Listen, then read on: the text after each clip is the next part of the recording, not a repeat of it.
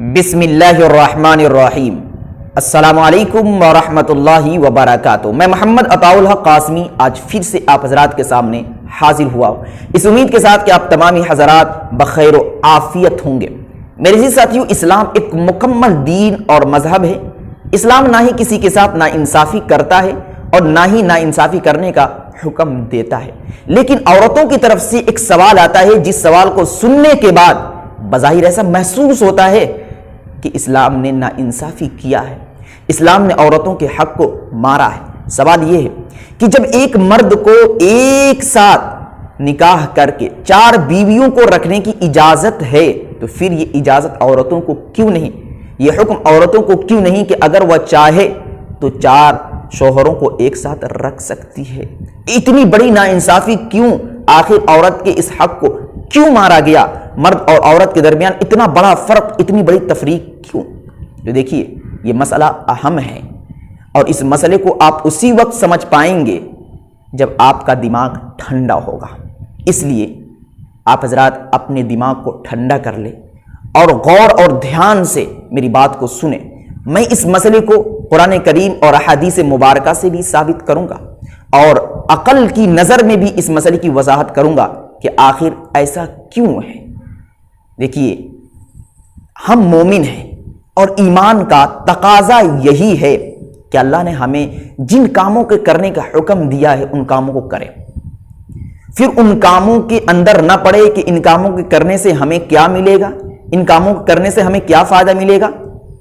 یقیناً اللہ رب العزت کا ہر ایک حکم حکمت سے خالی نہیں، اللہ سے بڑا کوئی حاکم نہیں۔ اللہ ہمیں جن کاموں کے کرنے کا حکم دیتا ہے یقیناً اس کام کے کرنے میں کوئی نہ کوئی حکمت ہے، اور جن کاموں سے اللہ رب العزت ہمیں روکتا ہے ان کاموں سے رک جانے میں ہی ہماری بھلائی ہے، اور ان کاموں سے رکنے میں ہی حکمت پوشیدہ اور مضمر ہے۔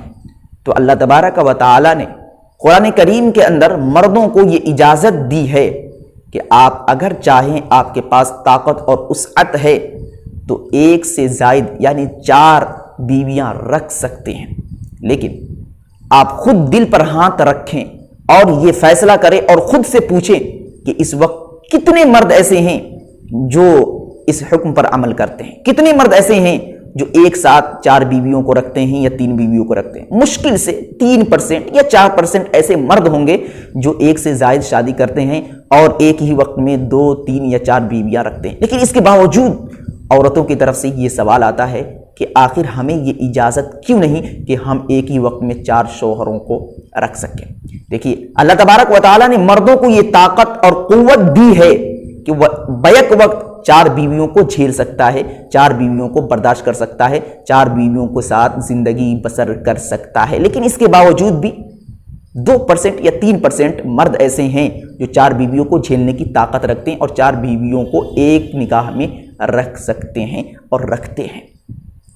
اور عورتوں کے پاس اتنی طاقت نہیں ہے، اللہ نے عورتوں کو اتنی طاقت دی ہی نہیں کہ وہ ایک ہی ساتھ 4 شوہروں کو جھیل سکے، وہ ایک ہی ساتھ 4 شوہروں کو برداشت کر سکے۔ قرآن کریم کی آیت ہے کہ الرجال قوامون علی النساء، کہ اللہ تبارک و تعالیٰ نے مردوں کو عورتوں پر فضیلت بخشی ہے، حاکم مقرر قرار دیا ہے، ہر اعتبار سے، عقل کے اعتبار سے، سمجھ کے اعتبار سے، طاقت کے اعتبار سے، وسعت کے اعتبار سے، ہر اعتبار سے مردوں کو اللہ رب العزت نے عورتوں پر فضیلت بخشی ہے۔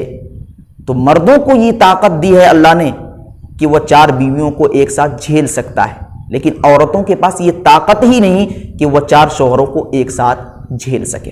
یہ تو قرآن کریم کی آیت سے بات سمجھ میں آ رہی ہے اور ہماری عقل بھی اس بات کو تسلیم کرتی ہے، اور ہمیں بھی اس بات کو تسلیم کرنی چاہیے۔ ہمارے لیے سب سے بڑی دلیل یہی ہے کہ اللہ رب العزت عورتوں کو 4 شادیاں کر کے 4 شوہروں کو ایک ساتھ رکھنے کی اجازت نہیں دیتا۔ جب اسلام اجازت نہیں دیتا پھر اس میں عقل کے گھوڑے دوڑائے اور پھر یہ سوال کرے اور اسلام کو نشانہ بنائے اور یہ کہیں کہ ہمارے حق کو مارا جا رہا ہے، ہمارے حق میں ناانصافی کی جا رہی ہے، تو در حقیقت یہ شیطانی والا عمل ہے۔ جس طریقے سے اللہ تبارک و تعالیٰ نے شیطانوں کو حکم دیا کہ تم سجدہ کرو، تو شیطان کے پاس عقل تھی، سمجھ تھی، علم تھا، اور اسی کے غرور اور تکبر میں آ کر اس نے اللہ کے اس حکم کو ٹھکرا دیا، منع کر دیا، جبکہ اللہ کے اس حکم میں حکمت تھی، فائدہ تھا لیکن شیطان نے منع کیا، جس کا نتیجہ آج اس کے سامنے ہے۔ تو مومن ہونے کی سب سے بڑی علامت اور سب سے بڑی پہچان یہی ہے کہ اللہ ہمیں جن کاموں کے کرنے کا حکم دے ان کاموں کو کر لے، چاہے ان کاموں کے کرنے کا فائدہ ہمیں دکھائی دے یا نہ دکھائی دے۔ اور اگر عورتیں ایک ساتھ 4 شوہروں کو رکھیں گی تو اس سے بہت ساری خرابیاں ظاہر ہوں گی، بہت ساری خرابیاں سامنے آئیں گی۔ ان میں سے سب سے بڑی خرابی یہ جو کوئی برداشت نہیں کر سکتا کہ اگر ایک عورت 2 سے زائد شوہر کو رکھتی ہیں تو پھر نسب ثابت نہیں ہو پائے گا، کیونکہ جو نسب ثابت ہوتا ہے وہ مرد سے ثابت ہوتا ہے۔ اگر ایک عورت کے 2 شوہر ہیں یا 3 یا 4 شوہر ہیں، پھر کوئی بچہ جنم لے گا تو پھر اس بچے کو کس شوہر کی طرف منسوب کیا جائے گا؟ اس کی طرف، اس کی طرف، یا اس کی طرف؟ کس کی طرف؟ پھر اس بچے کا نسب ثابت نہیں ہوگا نکاح ہونے کے باوجود بھی۔ تو نسب کے خلط ملط ہونے کی وجہ سے یہ حکم نہیں دیا گیا۔ اللہ رب العزت کی یہ سب سے بڑی حکمت جو ہمارے سامنے ظاہر ہو رہی ہے، جس حکمت کو ہماری عقل بھی تسلیم کرتی ہے، تو ہمیں یہ سمجھنا چاہیے، یہ جاننا چاہیے کہ اگر عورتیں 1 سے زائد شوہروں کو ایک ہی نکاح میں رکھتی ہیں تو پھر اس سے نسب کے اندر ایک بگاڑ پیدا ہوگا، اس سے نسب ثابت نہیں ہوگا۔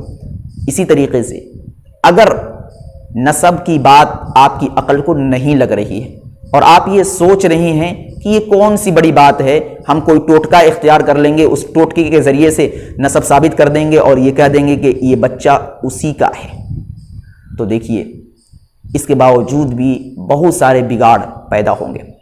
وہ یہ کہ اگر غلطی سے کوئی بچہ جنم لے لیتا ہے، کوئی بچہ پیدا ہو جاتا ہے، پھر اس بچے کی کفالت کس کے ذمہ ہوگی؟ اس بچے کا خرچ کون اٹھائے گا؟ ماں اس شوہر کے پاس جائے گی، وہ شوہر منع کر دے گا کیا میں ہی دکھائی دیتا ہوں؟ پھر وہ ماں، وہ بیوی اس شوہر کے پاس جائے گی، پھر وہ بھی یہی کہہ کے منع کر دے گا۔ یعنی اس طریقے سے 4 شادیاں کرنے کے باوجود بھی وہ عورت یتیم رہ جائے گی، اس عورت کا بچہ یتیم رہ جائے گا، اس عورت کے بچے پر صحیح طریقے سے کوئی شوہر، کوئی باپ ہاتھ نہیں رکھ پائے گا، اس کی کفالت نہیں کر پائے گا، اس سے محبت نہیں کر پائے گا، اس کو صحیح طریقے سے تعلیم نہیں دے پائے گا، اس کی تربیت نہیں کر پائے گا۔ تو اس طریقے سے یہ سب سے بڑا بگاڑ پیدا ہوگا۔ اور یہ بھی مسئلہ کھڑا ہوگا جب عورت کو کھانے پینے کی بات آئے گی، پہننے کی بات آئے گی، کپڑے کی بات آئے گی، جب کسی شوہر سے وہ مطالبہ کرے گی تو وہ شوہر کہے گا کہ میں ہی تمہیں دکھائی دیتی ہوں۔ جب بدنی ضرورت پڑتی ہے تو اس کے ساتھ سو جاتی ہے، اور جب مال کی ضرورت پڑتی ہے تو میرے پاس آ جاتی ہے۔ تو اس طریقے کے سوالات بہت زیادہ پیش آئیں گے اور اس طریقے کی خرابیاں بہت زیادہ پیش آئیں گی، نہ جانے کتنی خرابیاں پیش آئیں گی جن خرابیوں کو ہم بیان نہیں کر سکتے۔ خلاصہ کلام یہی ہے کہ جن لوگوں کے ذہن و دماغ میں یہ سوال اٹھتا ہے وہ در حقیقت صحیح طریقے سے، صحیح معنوں میں وہ مومن ہے ہی نہیں، کیونکہ مومن کی پہچان اور علامت یہی ہے کہ اللہ نے جن کاموں کا حکم دیا ہے ان کاموں پر عمل کرنا، اور ان کاموں پر عمل کرتے ہوئے کسی طرح کی کوئی بات نہ کرنا، اور اس امید سے عمل کرنا کہ ان کاموں کے کرنے میں ہی ہماری بھلائی ہے۔ اللہ حاکم ہے اور اللہ کا کوئی بھی حکم حکمت سے خالی نہیں ہوتا۔ تو اللہ نے مردوں کو جب 4 شادیاں کرنے کی اجازت دی ہے تو اس کے اندر حکمت ہے۔ اگر حکمت پر میں بولنے لگوں تو وقت بہت لمبا ہو جائے گا، آپ کے پاس بھی اتنا وقت نہیں۔ اور عورتوں کو اس عمل سے روکا گیا ہے، 1 سے زائد شادی کر کے ایک ہی نکاح میں چند شوہروں کو رکھنے سے منع کیا گیا ہے۔ تو اس میں بہت بڑی حکمت ہے جو میں نے تھوڑی بہت آپ کے سامنے رکھی، اور بھی مزید حکمتیں ہیں۔ دعا کرے کہ اللہ تبارک و تعالی ہم سبوں کو دین کی صحیح سمجھ عطا فرمائے اور ہم سبوں کو دین پر چلنے والا بنائے۔ وما علینا الا البلاغ۔